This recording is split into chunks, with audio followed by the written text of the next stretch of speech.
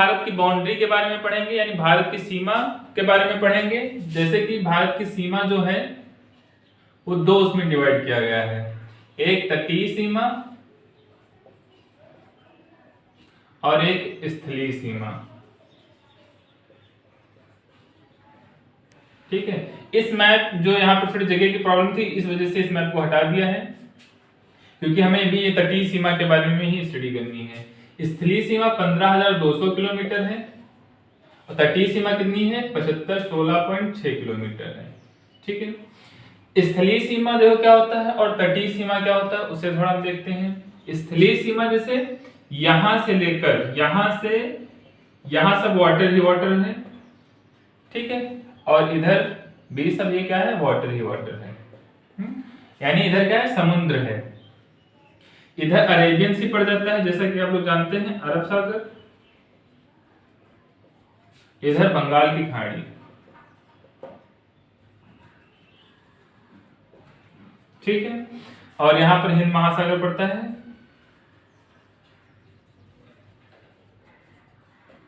ठीक है, यहां पर क्या पड़ता है हिंद महासागर। तो यहाँ पर जो सब पानी ही पानी है, जो यहाँ पर जल नहीं है, यहाँ पर जहाँ पर पानी नहीं है, यहाँ से स्टार्ट करते हैं, ये हमारी क्या होगी स्थलीय सीमा हो गई। कितनी है 15,200 किलोमीटर। ठीक है, यहाँ तक है, यानी यहाँ से लेकर यहाँ तक है।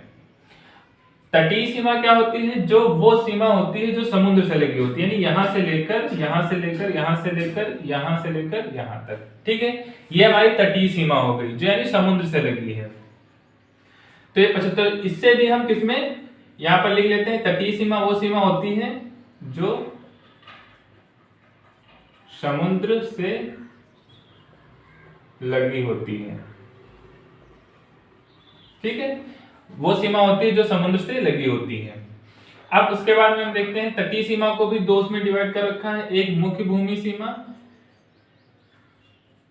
मुख्य भूमि की सीमा, और एक द्वीपीय सीमा।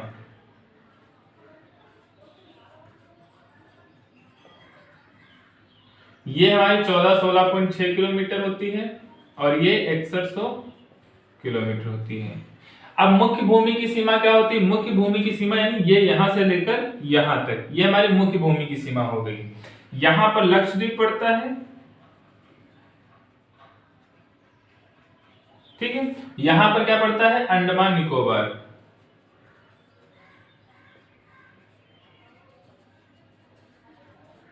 अंडमान एंड निकोबार पड़ता है। ठीक है, तो ये वाली सीमा हो गई और ये वाली सीमा हो गई। वो हमारी द्वीपीय सीमा होगी, तो कितनी है 16.6 किलोमीटर है। और हम अगर ये मुख्य भूमि यानी ये वाली देखते हैं तो वो 6100 किलोमीटर है। अगर इन दोनों को हम ऐड कर देते हैं, ये द्वीपीय सीमा और ये मुख्य भूमि की सीमा, इन दोनों को अगर ऐड कर देते हैं तो हमारी 75-16.6 किलोमीटर हो जाती है, यानी 7516.6 किलोमीटर हो जाती है। तो 15,200 किलोमीटर ये स्थलीय सीमा है और 75-16.6 किलोमीटर तटीय सीमा है। इन दोनों को ऐड करते हैं तो 22,716.6 किलोमीटर आ जाता है। ठीक है, अब हम उसके बाद में तटीय सीमा के बारे में यहाँ पर जानेंगे कि कौन कौन से स्टेट जो हैं, कौन कौन से राज्य हैं जो तटीय सीमा पर स्थित है, यानी तटीय सीमा उनसे यानी ये समुद्र से सीमा उनकी लगती है, ये हम देखेंगे।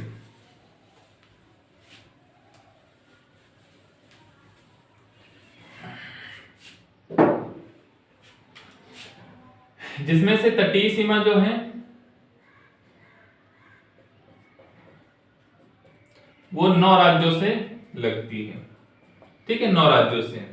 यहां पर पहला गुजरात, ठीक है, दूसरा हमारा यहां पर महाराष्ट्र, तीसरा गोवा, चौथा कर्नाटक, पांचवा केरल। ठीक है, ये यानी इधर ये क्या होता है वेस्टर्न घाट यानी पश्चिमी घाट, इसे सह्याद्री भी बोलते हैं। ठीक है, पश्चिमी घाट। तो 9 राज्य हैं, इधर 5 हो गए जो पश्चिमी घाट हैं, जो वो 5 राज्य पश्चिमी घाट में 5 राज्य हैं जो समुद्र से सीमा साझा करते हैं, और इधर कितने 4 राज्य यानी पूर्वी घाट। ठीक है, ये 4 राज्य हैं। कौन कौन से हैं? यहां पर तमिलनाडु पड़ता है, यहां पर आंध्र प्रदेश, ठीक है 5, ये 6 हो गए, ये 7 हो गए। आंध्र प्रदेश के बाद उड़ीसा, ये 8 हो गए, और यहां पर पश्चिम बंगाल। ठीक है, ये 9 हो गए, यानी 9 राज्य हो गए। इधर 4 हो गए और इधर 5 राज्य हो गए। ठीक है, तो ये हमारी क्या करते हैं, समुद्री सीमा से इन्हें ये 9 राज्यों से समुद्री सीमा लगती है। अब हम यहां से देखते हैं, यहां से गुजरात, यानी गुजरात में जो यहां से यहां तक इसे देश कर देते हैं।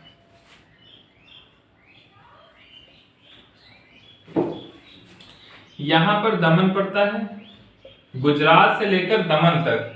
इस वाले को हम इस जो यहां से गुजरात से लेकर दमन तक, सॉरी अभी ये देख लेते हैं, सबसे लंबी तटीय सीमा जो है वो अंडमान निकोबार की है।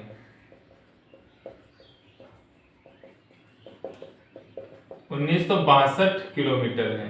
ठीक है, फिर उसके बाद में गुजरात, अगर राज्य पूछे तो 1600 किलोमीटर, यानी गुजरात की यहां से लेकर यहां तक किसकी है, 1600 किलोमीटर है। सबसे लंबी तटीय सीमा, यानी ये फर्स्ट, ये सेकंड पे आ जाता है। सबसे कम जो है, सबसे कम तटीय सीमा कौन से है, गोवा की है, 160 किलोमीटर। ठीक है, अब इसके बाद में गुजरात से लेकर दमन तक, इसको हम काठियावाड़ तट कहते हैं, या फिर गुजरात का तट कहते हैं इसे, या फिर गुजरात का तट कहते हैं, यानी गुजरात से लेकर दमन तक, दमन से लेकर गोवा तक। इस वाले पार्ट को दमन से लेकर यहां तक, इस वाले पार्ट को हम क्या कहते हैं, कोंकण तट, जिसे महाराष्ट्र का तट भी कहते हैं। ठीक है, महाराष्ट्र का तट कहते हैं इसे, या फिर कोंकण तट कहते हैं।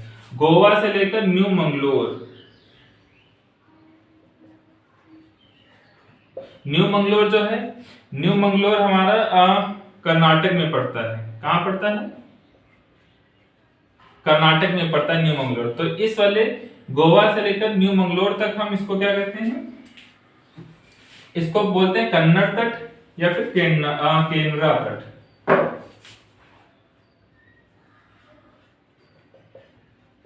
कन्नड़ तट बोलते हैं। ठीक है, कन्नड़ तट या फिर केनरा तट बोलते हैं, यहां से लेकर यहां तक।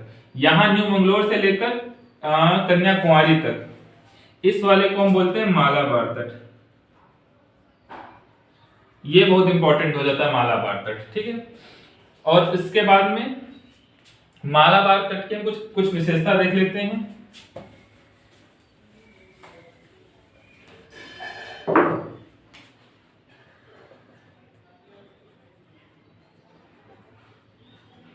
मालाबार तट, यहां पर सबसे ज्यादा नारियल होते हैं। ठीक है, सेकंड नंबर पर रबड़, थर्ड नंबर पर मसाले सबसे ज्यादा होते हैं। यहां पर सबसे पहले 1498 में पुर्तगाल से कौन आया था, वास्को डी गामा आया था 1498 फिर, तो यहीं से मसाले लेकर गया था। ठीक है, वास्को डी गामा।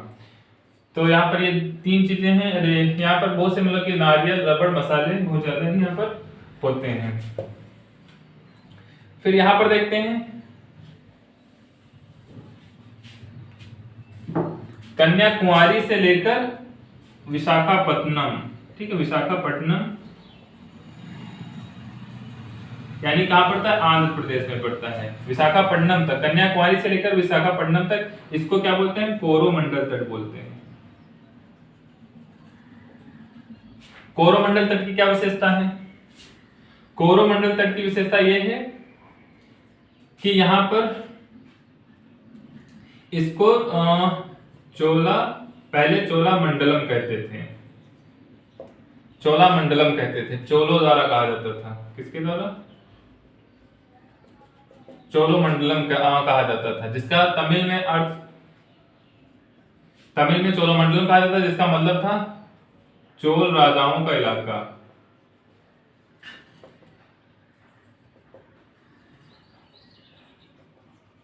ठीक है, चोल राजाओं का इलाका।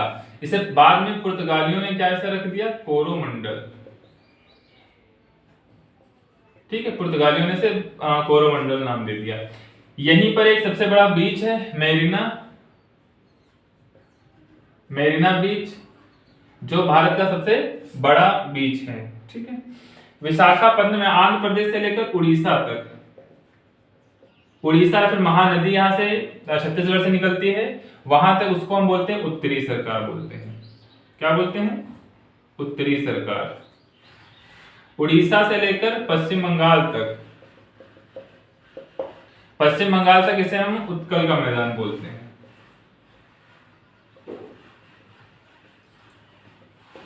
ठीक, क्या बोलते हैं? उत्कल का मैदान बोलते हैं।